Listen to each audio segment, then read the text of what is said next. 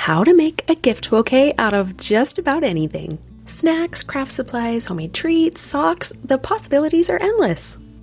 Start with a half sheet of poster board. Then arrange whatever gift you want to give and tape it to the poster board. The sticks are optional depending on the item you're giving.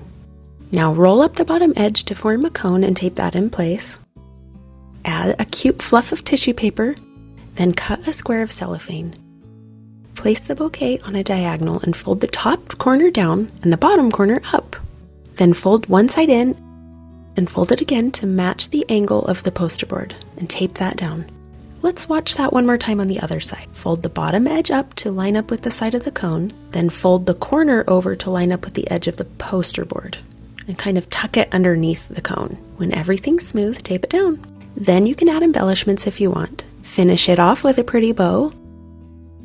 And that's how to make a gift bouquet out of just about anything.